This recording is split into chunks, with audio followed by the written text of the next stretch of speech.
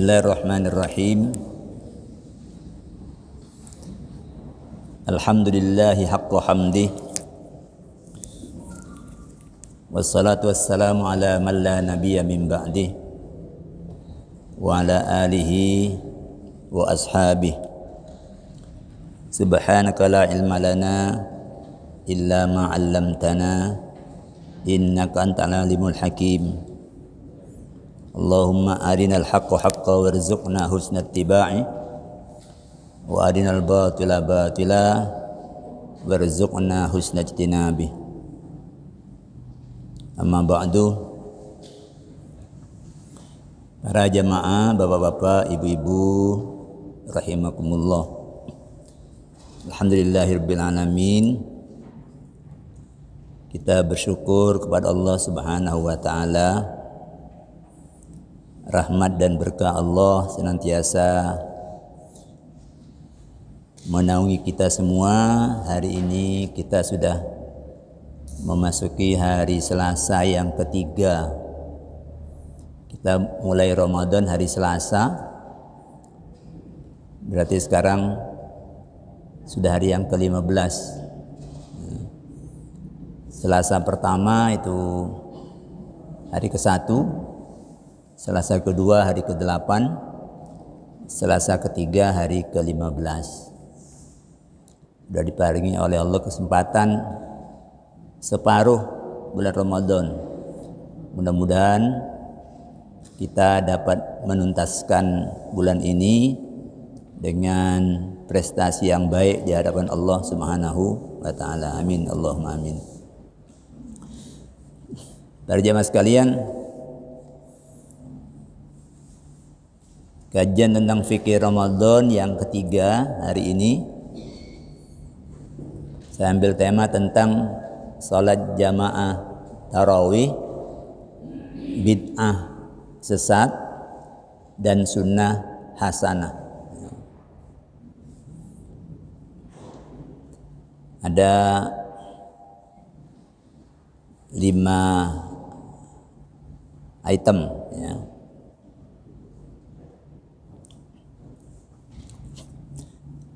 Yang pertama, pada zaman Nabi Muhammad sallallahu alaihi wasallam, para sahabat mengerjakan salat tarawih atau qiyam Ramadan di masjid dalam kelompok-kelompok jamaah yang terpisah-pisah. Dan ada juga yang sholat sendiri. Jadi sholatnya itu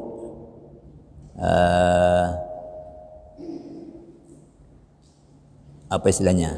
Ting perencil ya. Tidak ada model sholat yang seperti kita sekarang.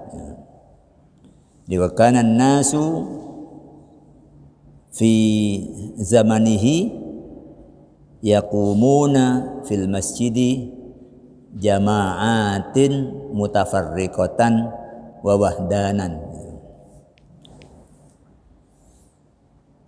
Ada orang datang sholat, nanti ada yang ikut di belakangnya.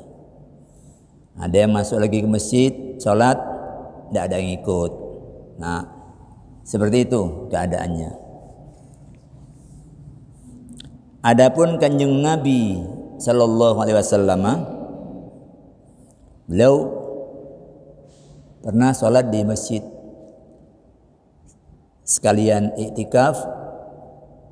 Sholat qiyam Ramadannya beliau kerjakan di masjid. Tidak pakai ngomando ya. Tapi begitu Nabi berdiri sholat, sahabat yang ada di masjid itu kemudian langsung nimbrung, langsung bentuk barisan di belakangnya, sholat makmum kepada Kanjeng Nabi.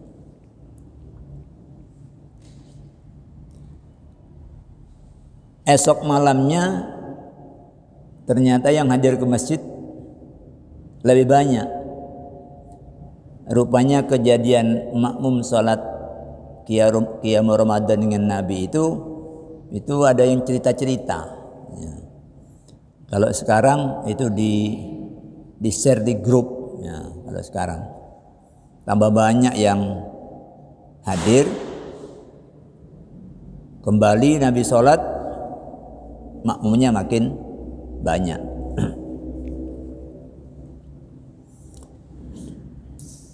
Kemudian hari berikutnya Nabi sengaja tidak keluar ke masjid. Padahal rumah beliau kan pintunya nyambung dengan masjid. Tapi beliau tidak keluar. Baru setelah subuh beliau menyampaikan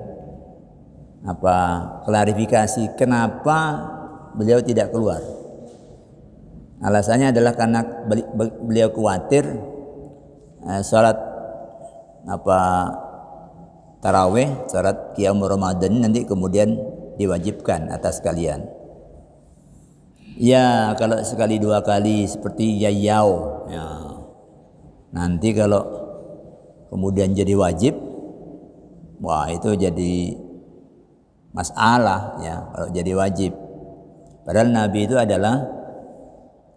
itu punya sifat azizun alaihi ma'anittum. Nabi itu merasa berat kalau umatnya itu ditimpa oleh beban yang berat atau oleh kesulitan. Jadi itu sifat Nabi kita seperti itu. Bukan orang yang nggak peduli. Ya. Jadi umatnya itu sebisa mungkin itu tidak terbebani oleh beban yang berat. Ya. Dan itu ketika Isra Mi'raj Nabi Musa usul terlalu berat Muhammad, minta keringanan. Oh, Nabi minta lagi sampai tinggal 5 waktu. Kata Nabi, qad ra'aitul ladzi sana'tum. Aku tahu yang kalian lakukan tadi malam. Aku tahu kalau kalian menunggu aku keluar. Seperti halnya malam yang kemarin. Walam yamna'ni minal khuruji ilaikum. Tidak ada yang menghalangi saya untuk keluar kepada kalian. Illa anni khasyitu an tufrada alaikum. Kecuali saya khawatir salat ini difardukan atas kalian. Jadi pada zaman awal itu salat tarawih diselenggarakan tanpa ada pengaturan. Ya pokoknya orang datang ke masjid, dan konconya jamaah, kaono ya salat sendiri. Seperti itu.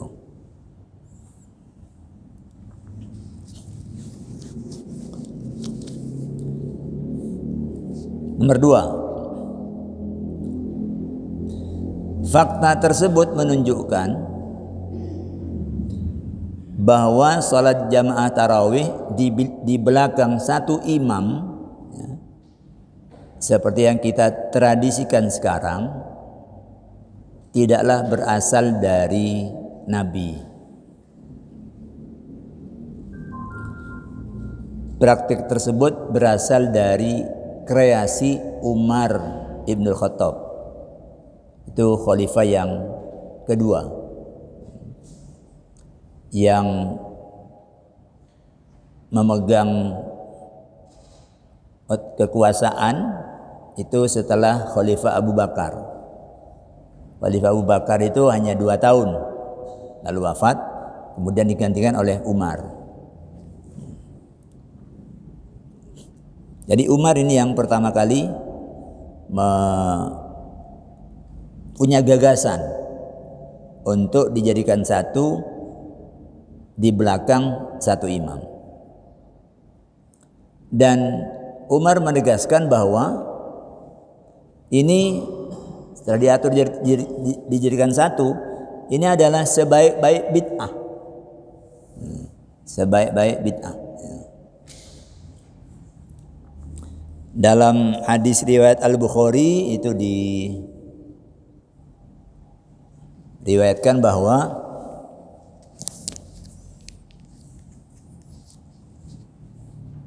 Abdurrahman bin Abdul Qari itu pada suatu malam dia keluar bersama Umar. Kharajtu ma'a Umar bin Al-Khattabi radhiyallahu anhu lailatan fi Ramadan. Kata Abdurrahman bin Abdul Qari, saya keluar bersama Umar pada suatu malam di bulan Ramadan, ilal masjidi, keluar ke masjid. Faidan nasu auza'un mutafarriquna. Ternyata orang-orang di masjid itu berkelompok-kelompok, mutafarriquna, berpisah-pisah, terpisah-pisah.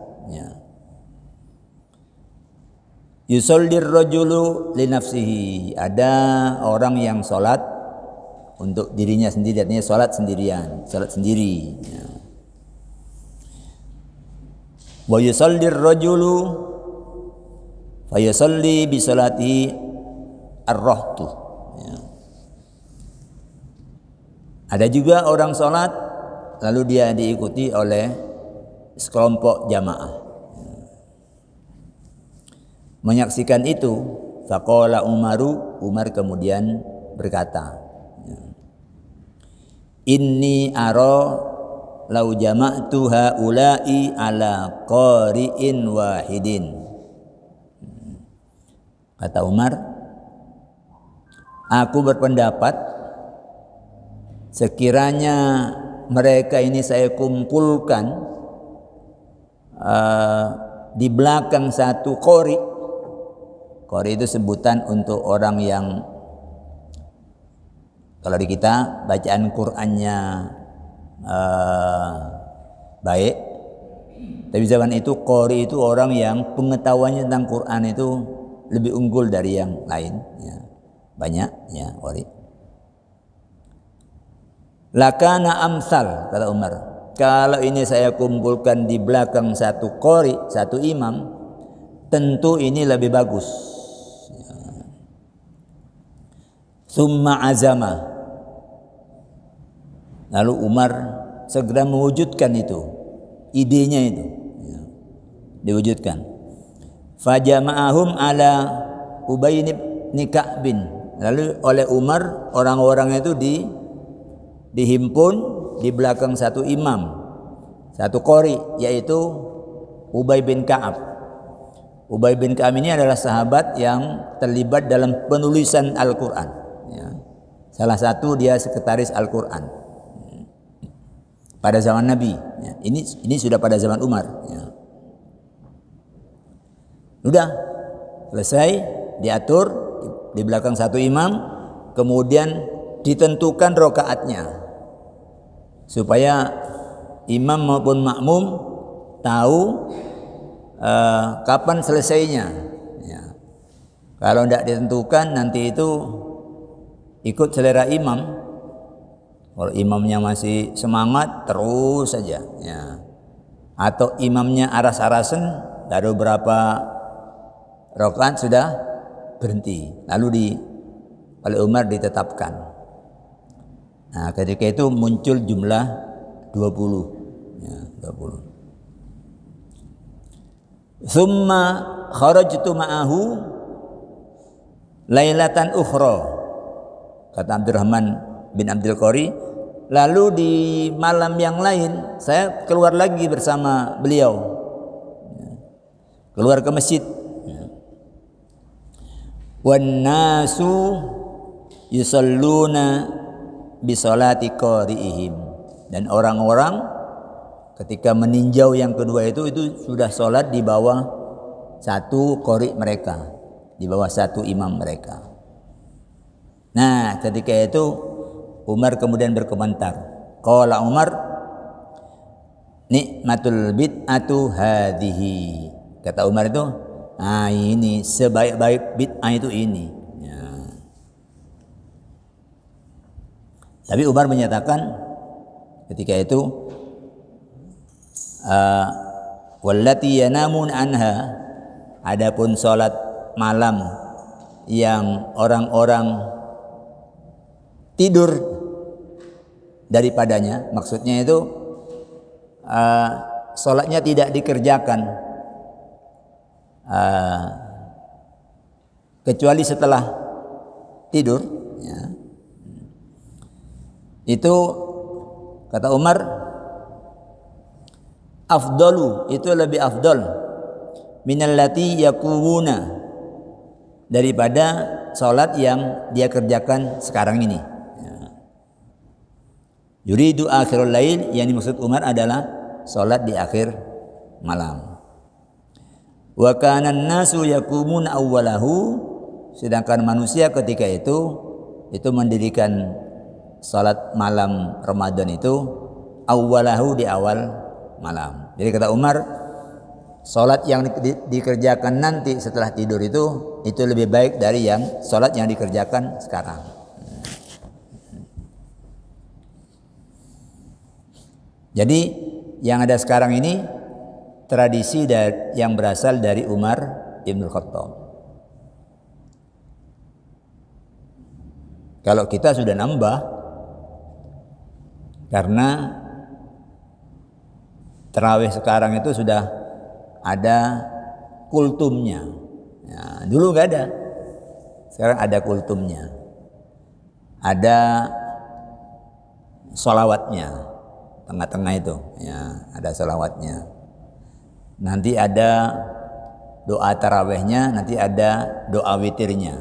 Nah, itu sudah kreasi-kreasi baru berikutnya. Nah, Umar menyatakan sebaik-baik bid'ah ini, ya.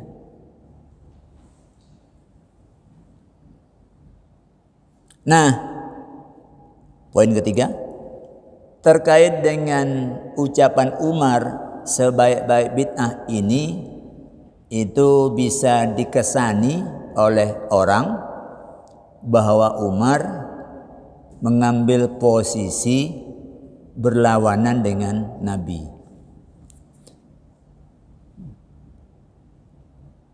Kenapa? Karena Nabi menegaskan semua bid'ah itu sesat. Tapi Umar menyatakan ini sebaik-baik bid'ah. Jadi Umar menyatakan ada bid'ah yang baik, bahkan ini sebaik-baik bid'ah. Ya. Sedangkan Nabi menyatakan semua bid'ah sesat. Dalam hadis riwayat Imam Muslim, Nabi menyatakan, fa inna khairal hadithi kitabullah, sebaik-baik perkataan itu adalah kitab Allah. Ini dalam ketika beliau berpidato, beliau salah satu sebagian dari isinya menyatakan ini, fa inna khairal hadithi kitabullah, sebaik-baik hadis itu adalah kitab Allah, Al-Quran. Wa khairul huda huda Muhammad, sebaik-baik petunjuk itu adalah petunjuk Muhammad.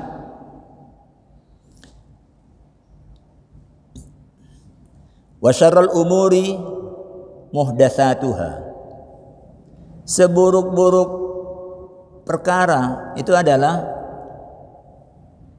yang muhdatsat itu yang baru, sesuatu yang baru diadakan, itu buruk dalam kaitannya dengan agama. Wa kullu bid'atin dhalalah, kata beliau, semua bid'ah itu sesat. Bid'ah itu, bada'ah itu maknanya apa?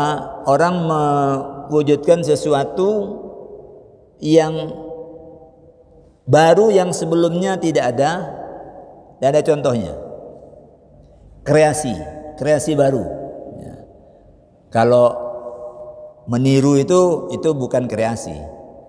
Kalau baru, ya, misalnya orang bikin kopiah, ini modelnya nggak pernah ada, itu namanya kopiah ini bid'ah, sesuatu yang ciptaan baru.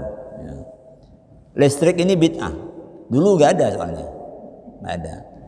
Allah itu badi', Allah itu pembuat bid'ah karena semua ciptaan Allah nggak ada contohnya, semuanya kreasi Allah semua, nggak ada contohnya. Allah bikin semut itu bukan nyontoh, itu asli kreativitas Allah. Nah, berkaitan dengan agama ini bid'ah nggak ada contohnya. Jadi Umar ini oleh sebagian ulama ikut Umar atau ikut Nabi? Nah, itu sudah dibikin berada di posisi yang bertentangan. Ya. Tapi para ulama, kebanyakan ulama kemudian membuat pemahaman untuk menetralisir bahwa Umar menentang Nabi,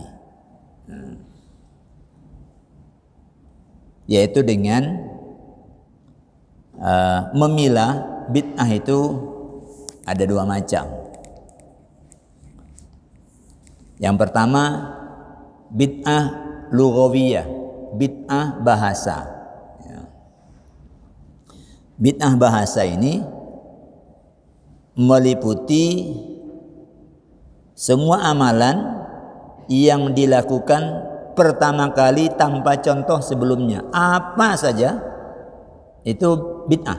Ya. Yang pertama kali itu contoh sebelumnya nggak ada, itu namanya bid'ah. Dalam urusan apa saja. Ya. Misalnya ada orang pakai baju yang terbuat dari ini pisang itu, pelepah ya, pelepah pisang dibentuk, bikin jadi baju terus ikut karnaval. Ini baru, belum pernah. Nah, itu namanya bid'ah. Ya. Jadi pokoknya apa saja yang baru itu bid'ah. Itu bid'ah bahasa. Jadi kata Syekhul Islam Ibnu Taimiyah, ya, Umar ini memberi nama pada tarawih yang dia atur menjadi satu itu tasmiyatan lughawiyatan, itu bid'ah dalam makna bahasa. Karena sebelumnya orang itu ting perencil, ana sing salat dhewe, ada yang jamaah tapi berkelompok-kelompok, sekarang dijadikan satu. Ini berarti ini sesuatu yang baru. Nah, itu bid'ah secara bahasa, ya. La tasmiyatan syar'iyatan, itu bukan bid'ah syar'i, ya. Bukan bid'ah syar'iyah.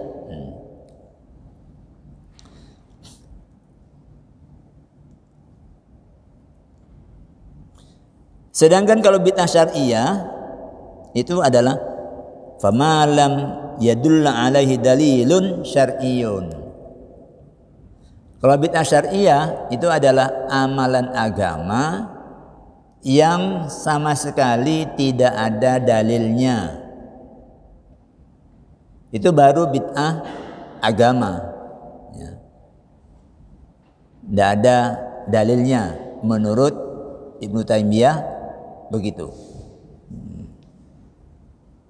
Sedangkan Umar ada dalilnya, karena Nabi mendorong umatnya untuk menegakkan sholat malam. Man qama ramadhana imanan wa ihtisaban, itu siapa yang lakukan salat di malam Ramadan imanan karena dorongan iman, wa ihtisaban karena mengharap ridha Allah, ghufira lahu ma taqaddama min dambihi, dosanya yang lalu diampuni. Ada. Terus yang kedua, Nabi yang melakukan salat malam. Jamaahnya, oh iya, Nabi pernah diikuti jamaah. Kalau Nabi kemudian di hari ketiga tidak keluar karena Nabi khawatir ada sesuatu yang beliau khawatirkan. Nah ini sudah ada kekhawatiran. Kenapa? Nabi sudah wafat. Ya, tidak mungkin ada syariat baru. Syariatnya sudah berhenti. Salat qiyam Ramadan itu ya sunnah. Tidak ada wahyu yang mewajibkan salat di malam Ramadan. Enggak ada. Jadi sudah kekhawatiran enggak ada. Lalu oleh Umar diatur, timbangane di sini amin, situ amin, situ. Wah itu kan arut. Kalau jadi satu kompak, ini bagus kata Umar. Ya. Itu bid'ah bahasa. Karena secara syar'i dalilnya ada. Ya. Dalilnya ada. Baik. Kemudian yang keempat, ini penting untuk kita renungkan kaitannya dengan bid'ah. Ya. Nabi Shallallahu Alaihi Wasallam mengajarkan kepada kita 4 prinsip dalam menyikapi dalil syarak atau titah Allah. Jadi ini ada dalam hadis Riyadhus Shalihin. Ya.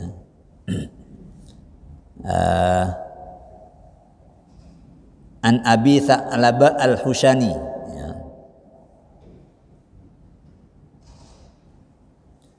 Bahwa Nabi bersabda, innallaha ta'ala farada faraida fala tudayyi'uha.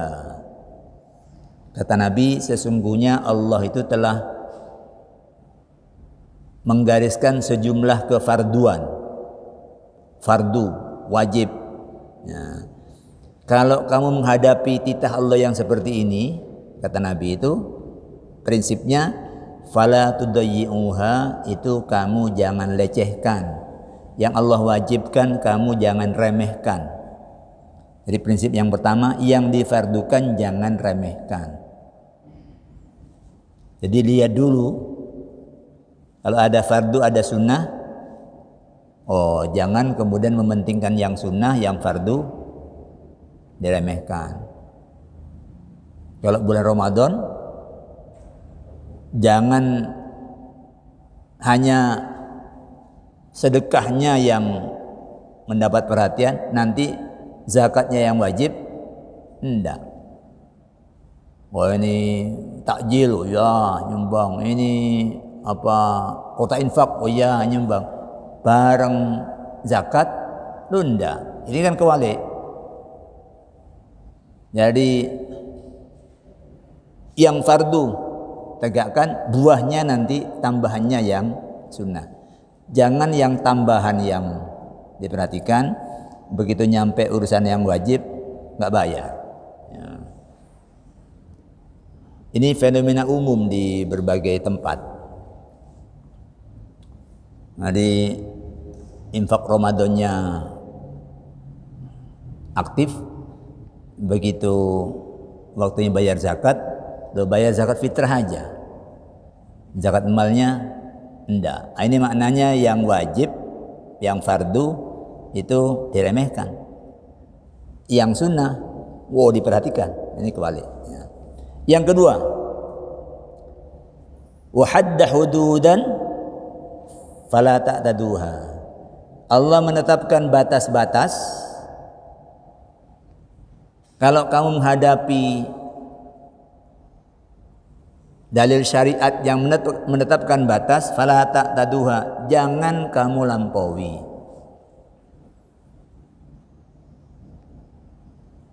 Makanlah, minumlah sampai terbit fajar. Nah, itu jangan kamu lampaui. Jangan terus TV dimatikan, ini dimatikan. Abu Karro ya, fajar. Ya, itu aneh itu. Jangan lampaui. Kemudian wa harrama asya'a. Allah mengharamkan sejumlah hal. Fala tantahikuha, jangan kamu langgar. Yang haram-haram jangan kamu langgar. Ya, kalau disebut haram itu adalah perintah Allah yang keras. Larangan Allah yang sifatnya keras. Kalau sifatnya lunak itu makruh. Kalau keras haram.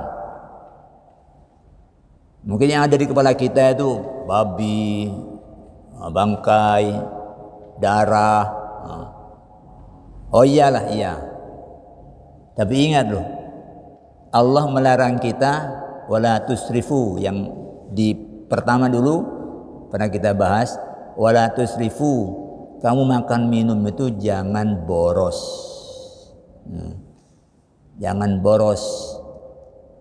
Jadi jangan hanya pikir iki halal iki sitakman, tapi kamu overdosis makannya, atau kalau makannya tidak overdosis, makanan yang layak makan itu kamu jadikan sampah. Tidak habis, ngambilnya kakean. Terus itu, ya nanti tinggal ini taruh di sampah, enak aja. Ya, kayaknya itu tidak melanggar apa-apa, karena merasa sudah saya beli. Nggak begitu, nggak begitu.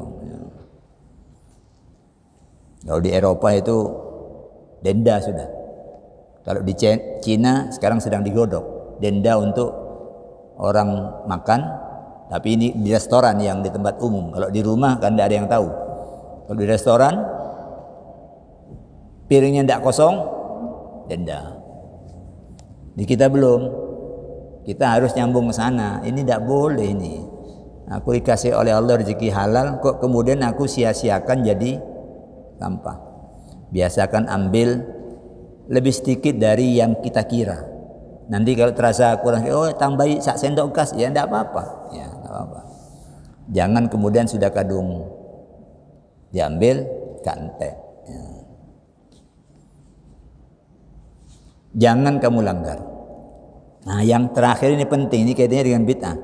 Wa harrama asya'a, dan wa sakata an asya'a, dan dia Allah mendiamkan banyak hal. Rahmatan lakum, itu rahmat buat kalian. Kalau Allah diamkan, itu rahmat buat kalian. Diamkan itu artinya Allah tidak ngatur. Kalau tidak diatur maknanya itu bagian dari rahmat Allah. Sebab kalau semua diatur, oh kita jadi repot kalau semua diatur.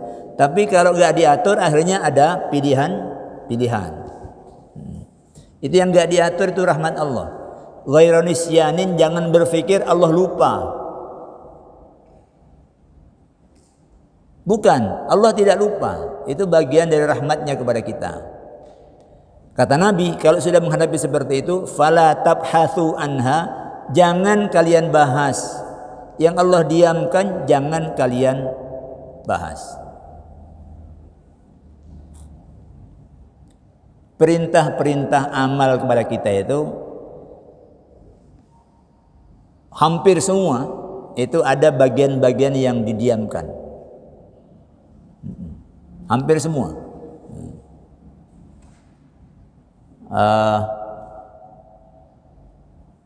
Haji itu termasuk yang ketat haji ini. Karena haji itu 3 aspek diatur. Waktunya diatur, tempatnya diatur, caranya diatur. Maka haji nggak ada pilihan. Kalau mau haji ya waktunya harus di musim haji, tempatnya harus ke tanah suci,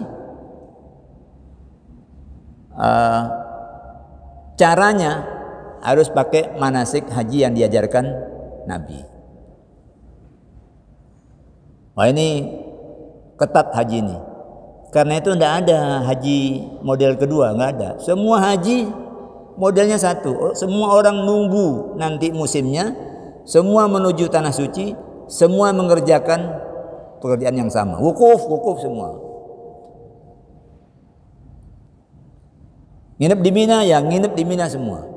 Lempar jumroh, ya semua lempar jumroh. Nggak ada, aku tak nginep di Madinah aja, nggak ada. Nginepnya di Mina. Jadi haji ini yang ketat. Itu pun tidak semuanya ketat. Berangkatnya dari kediaman menuju tanah suci itu tidak harus ikut model Nabi. Tidak harus numpak unta. Itu enggak diatur itunya. Masih ada aja aspek yang enggak diatur. Kalau sudah umroh, itu yang didiamkan itu waktu umroh ini. Umroh ini waktu yang didiamkan. Tempatnya diatur, caranya diatur, waktunya tidak diatur, didiamkan. Kalau mau seperti Nabi, ya umroh Nabi itu di bulan Dzulqa'dah. Jadi habis Ramadan, Syawal, baru Dzulqa'dah. Itu Nabi umroh di bulan Dzulqa'dah. Tapi ini bukan berarti harus di bulan Dzulqa'dah karena waktu itu didiamkan, nggak diatur. Apakah Nabi pernah umroh Ramadan? Nggak pernah. Apalagi seperti yang ditawarkan oleh biru-biru umroh itu. Umroh Lailatul Qadar, gua nggak pernah. Umroh nisfu Sya'ban, dia nggak pernah juga. Umroh Maulid juga nggak pernah. Terus itu hukumnya apa? Ya tidak apa-apa, bukan bid'ah. Karena urusan waktu itu didiamkan, tidak diatur. Maknanya silakan, mau kapan aja, ya, silakan. Asalkan umrohnya ke tanah suci, manasiknya seperti yang diajarkan Nabi. Waktunya mana suka. Kamu suka kapan? Liburan aja? Oh ya, monggo. Aku suka yang pas dingin aja. Oh ya, monggo. Itu umroh. Kemudian kalau sholat fardu itu yang didiamkan WT, waktu dan kalau dalam sholat fardu itu T yang didiamkan, tempat. Waktunya ditentukan sholat fardu ini. Nah, kemudian caranya ditentukan, tempatnya boleh. Kita tidak harus sholat ke tanah suci. Sholatnya bisa ya tanah suci tapi di Kebonsari, tanahnya yang suci. Di Gresik itu ada namanya suci. Pernah tahu ya di Gresik? Ada namanya suci. Saya pernah lihat spanduk, selamat datang para jamaah haji di tanah suci. Ya di suci situ. Di Gresik ada daerah namanya suci. Ya. Saya lihat spanduknya itu di jalan masuk seputar bukan Romo Kalisari, iya, yang sudah baratnya kota itu, sudah keluar mau ke Lamongan itu. Selamat datang jamaah haji di tanah suci. Ya. Kalau itu ditaruh di Jeddah itu masih pantas, tapi memang betul dia sebenarnya datang di suci.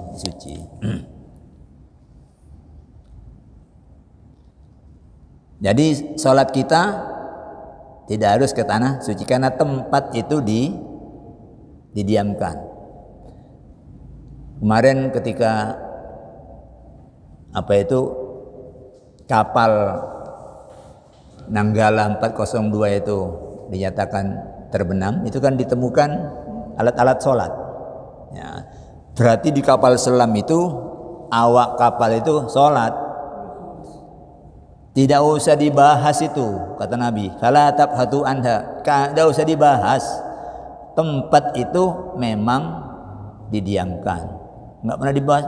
Ini hukumnya gimana ini? Nabi nggak pernah sholat di kapal selam. Ya pasti nggak pernah, ya. Pasti nggak pernah. Di kebun sari aja nggak pernah, apalagi di kapal selam. Ya. Tapi itu didiamkan. Kalau begini nih enak memahami bid'ah itu. Lalu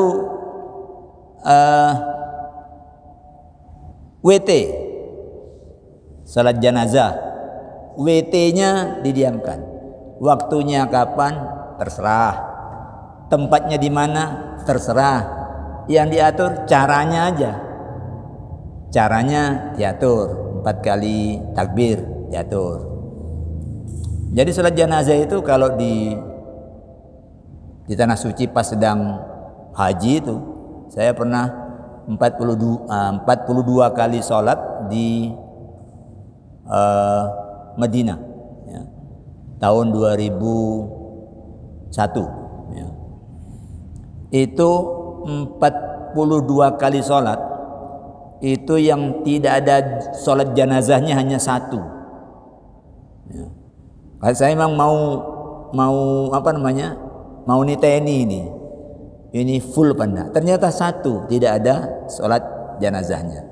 Ya bar duhur, bar asar, bar maghrib, bar isya, bar subuh selalu ada. Kalau di situ kan ada komandonya. Sallu 'alal mayyiti yarhamukumullah, itu berarti mayitnya 1. Tapi sallu 'alal amwat, itu berarti mayatnya banyak. Sallu 'alal mayyitati wat tifli, itu maknanya ada 1 perempuan sama ada bayi. Ya. Dari komando itu kita paham ini jenazahnya berapa.